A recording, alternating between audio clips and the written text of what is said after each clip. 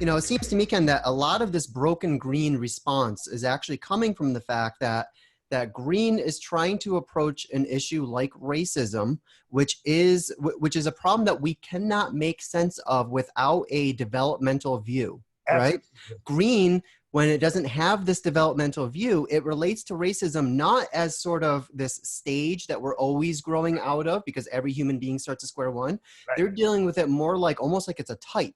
It's just another type of thinking. And therefore, we have to, you know, they're looking to exterminate racism in America. And their efforts to do so are naive because you can't exterminate race. First off, you can't control how anyone thinks in the left-hand quadrants, A. B, you can't do it because it's a natural stage that everyone grows through. And hopefully the conveyor belts in our society are all functioning so that the vast majority of people are growing out of it. That's exactly the cure for that. Because if you actually take somebody who is at amber, ethnocentric, and they are, let's say, a white supremacist, and you go up to them or publicly you say, oh, you're a white supremacist. You think the white race is better, aren't you? And they'll go, yeah, it is. And this liberal is trying to embarrass this nationalist, but the nationalist isn't embarrassed by being racist or sexist. They love it. They think it's real. That's what they do at that stage.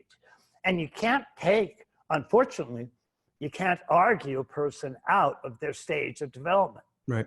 All you can do is provide factors that make development accelerate and get them to a higher stage that gets more increasingly inclusive. It goes from I to we to us to all of us. And that's extraordinary that we do it. But not only do we do it, it's a key reason that many people do get into problems such as ethnocentric racism or sexism or mass shootings because of those beliefs. But then the problem is that green, as the leading edge, ended up adopting a theory that actually accentuated amber ethnocentric identity. Right. So what green wants you to do, let's say if you're a woman and they're trying to convince you that you've been oppressed forever, what you're supposed to do is look at all women and explain how they're different from all men. And then how men have oppressed and held down and attacked women. And that's the fundamental core of the feminist solution today. And it's humorous. It's funny. It just is. Right. But that's how broken green isn't helping with that solution. It's aggravating. What do you expect to say when you look at blacks and say, be proud of being black? You're not with whites, you're not with Hispanics, you're black. Black is beautiful, I'm black. You're a woman. Oh, I'm a woman, that's what I am, I'm a woman, that's my identity.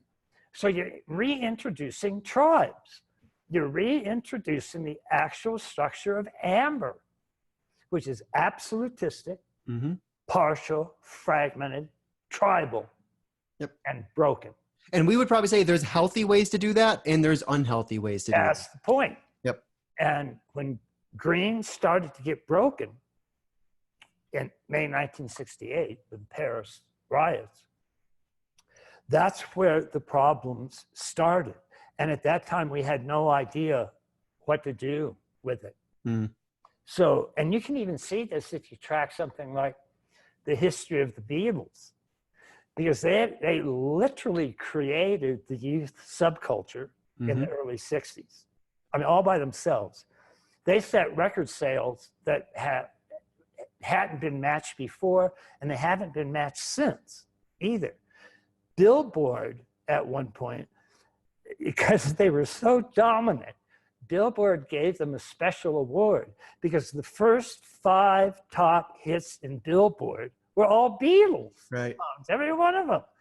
I mean, it's like, what? They were actually the core force that shaped that counterculture. And at the beginning, and particularly from the Beatles, fortunately, they were healthy green. Their songs are all you need is love, da, da, da, da, da, you know, or all we are saying is give peace a chance. Well, that broke the subculture in half. Right. And those that remained healthy and positive and were using all of these new multicultural perspectives to move the world forward, and then those that wanted to just tear everything down. Mm-hmm. And so they actually wrote a song called Revolution. And this was right at the peak of when all of these bombings and stuff was going on. And the song was, "But if you're talking about destruction, you can count me out." And they explicitly separated themselves from that entire half of the subculture. Well, and it's funny, there's another version of that song, Ken, the acoustic version of the White Album, where he goes, and you can count me out in, so. He wrote it both ways. Yeah, he's ambivalent. He was right on that split, and he saw it. Right. And so he thought, okay, I'm going to go with that. And then he thought, no, and he ended up can't do it. Yeah. And that's why his songs later were all literally give peace a chance. Yeah. And then he and Yoko did their sleep in honeymoon for the press and all that. And those are all about love and all about peace. The first planetary projection by TV, Mm-hmm. it went sort of to like 500 million people. They had groups come in and sing songs. And this is right after the Beatles had introduced Sgt. Pepper's Lonely Hearts Club Band, which, by the way, in 2012, Rolling Stone voted the best CD of all time. And it's kind of funny because in 2010, their previous album, Revolver, which was absolutely breathtakingly brilliant, they voted that the best CD of all time. So it's one or the other. That is the best by my reckoning. Yeah, well, there was Rubber Soul and Revolver changed how music was done, totally. Mm-hmm. And it's just amazing. And the records they were selling, if you sold 500,000 copies of a record, you would get a gold record. That was it. And that usually take about 8 or 9 months. The Beatles were putting out 250,000 single records a week. So songs like I Want to Hold Your Hand, just singles, sold 13 million copies. And it was unheard of. Mm-hmm. They really were the dominant force of helping create this subculture. Mm-hmm. And then when it broke, they really sort of had one foot here, one foot here, one foot here, one foot here. And then they said, okay, wait a minute, that is wrong. What you're doing is wrong. And they stood on this side, all of them. And it was really kind of classic, including things like when they first toured America, there were so many fans rushing to get out where they were. They would sort of book like the largest theater they could find in town. It might hold 7,000 people, something like that. The whole KKK. The police looked at the situation, looked at the number of people outside banging on the door, and there were about 50,000 of them. It was 7,000 inside, and the police said, okay, you can't do this. They're going to kill each other. They said, you're going to have to play in a stadium, a sports stadium. Nobody had ever done that, ever. And the one that people really still talk about is the Shea Stadium performance in New York, which is one of the first they did.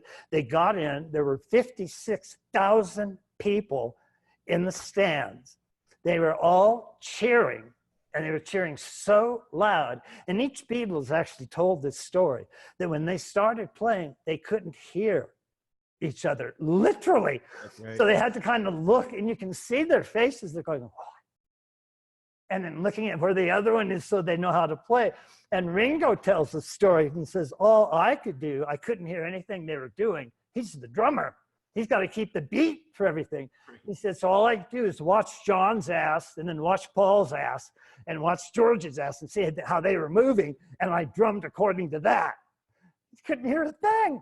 Right. It was a 40-minute production. They went through songs, about 15 songs, every one of which had been #1 without hearing a damn thing. And then off they went. But that's what they were doing. They played basically stadium to stadium to stadium when they toured, because there was that kind of demand. Mm-hmm. And here was the problem. The southern states, because this was still before the Civil Rights Act. If you remember, the Beatles got their first real fame in 1963. And 1963, this is all a bit off topic, but it's interesting, and it does tie in with Broken Green, so I'll just finish this part. This was where Healthy Green was looking to not marginalize anybody. The problem with southern sports stadiums is there had never been a black person in any of them. Mm. They were segregated. And so the Beatles were booked in. There were about 10 or 12 stadiums throughout the South, all of which are not letting black people in. And the Beatles just stood there, and the Beatles were going to make, a couple $1 million at every stadium. It was that outrageous. And they looked at all and they said, I'm sorry, we're not going to play if the stadium's segregated. We won't do it. And they said it publicly, and they made it very clear. And to hear the stories of black people attending that, you just sit and sob through the whole thing. One black woman told this story about, because the South was so segregated, in her whole life, she was about 19 or 20 when she got to see the Beatles. She'd never seen a white person, except the federal delivery mail that would come once a week, and then she'd see a white person. And otherwise, had never seen or been around white people. And she gets to the stadium. There's about 60,000 people in the stadium. Several thousand of them are black. But she's sitting in the middle of all of these other white people. But everybody is doing is singing along with the Beatles. Right. And she's part of that. And she said it was just one of the most transforming experiences she had ever had. And so sort of single-handedly, the Beatles desegregated every sports stadium in the South. Every one of them said, okay, we're going to do it. Wow. Yeah. And they did it. I mean, it was just, that's healthy green. Yeah. That's beautiful, healthy green. And that was the great thing about the Beatles. It's just, if you were a really smart baby boomer, you were at the leading edge, you were green. Right. And that's why we got fantastic theoretical, political writings from people on the green left. We got movements and representatives like the Beatles, and then we saw it break and break bad. And the problem is that break is still here. And so what we see on college protests, for example, is a version of that unhealthy green that's supposed to get rid of marginalization, right? And it's actually introducing it. Yep. If you're a conservative, even an accepted conservative, half of America follows what you say, it's got to a point where they can't go on campus without security. And it's a very iffy proposition of whether they're going to be able to speak at the campus at all. Mm-hmm. And that's just a little bit of a watered down version of what started in 1968. Right. So that's what we'll be talking about when we talk about social justice. Yep. Now, it all flows in here because even though the far left is responsible for about 25% of these mass shootings, the left had always represented movements that wanted to free people and make them equal. Freedom from orange, equality from green. Mm-hmm. And so if you saw something like, we watched this in the 1960s, we watched Governor Wallace stand in front of Alabama University and say, segregation now, segregation tomorrow, segregation forever. I'm not going to let those black students in this college. And President Kennedy said, really? And sent the National Guard down and forced it open, and the black students got in the college. But that's what it was like. And so Green, that's where Green kept seeing all these ethnocentric organizations. That's how it developed identity politics. And it got stuck in that. It absolutized identity politics. And that made it regressive. Right. Because, I mean, if you look at the terms Claire Graves gave to those levels, ethnocentric he called absolutistic. Because it was. It thinks everything it says is absolutely right, or it came straight from God, or it's in the Bible, whatever it is, but it's absolutely the case. Orange, he called multiplistic, because it actually takes all these different perspectives. And so that's why it starts to get into freedom and helping people get out of those absolutistic oppressive roles. And then Green, he called relativistic, because it just goes further and makes everybody equal. So it has equality, egalitarianism. All groups are the same. And if there's any difference in any group, that's not because the group, I mean, if there are more Black people in the NBA than there are Jews, that's not because, for far left, that's not because Black people are better at it than Jews. It's because Jews are being oppressed. Right. And any difference they see, if it's between men and women, if they look at STEM fields and find that there's, 60%, 70% men, 30% women, that's not because there are different interests in what you want to study. It's because women are being oppressed. Right. And so that's what they look at. And they not only want everybody to start the race at the same time, which is what Orange Equal Opportunity wants. Anybody who wants to run in the race gets to run in the race, regardless of race, color, sex, or creed. That's Orange liberal values to the core. Yep. But then Green doesn't want everybody to start the race at the same time. They want everybody to finish the race at the same time. And if they don't, somebody's being oppressed. Right. And if you can't see it, it's systemic, hidden racism, sexism. And I'm agreeing that there is a pervasive ethnocentric attitude, but it's not a type. It's not an inherent, and it can be grown out of. History has shown that we can stop oppressing people. And when we get serious about it, we're very good at stopping oppression. Yep. There are laws in this country, hundreds of laws, that cover any single thing you do to a Black person or any single thing you do to a woman that somehow hurts them or holds them down. That's against the law, and you will be arrested. But there's still hidden sexism and racism because people are still going through those stages. Right. And people like Robert Keegan estimate that 3 out of 5 Americans don't make it to Orange. Right. So that means that 3 out of 5, 60% are still ethnocentric or lower. Yep. That's a problem. Now, those are the ones that are that ethnocentric or lower. They're doing about 75% of the gun mob killings. But the problem, the only reason I dwelled on this, is that we used to look to the left for ways to overcome that marginalization. That's what they were known for. They were liberals. They were world-centric. They didn't believe in countries. John Lennon's Imagine is probably one of the best known healthy green wishes. Imagine there's no religion, it isn't hard. Imagine there's no countries, it isn't hard. I mean, he just imagined a way, all of the boundaries separating people.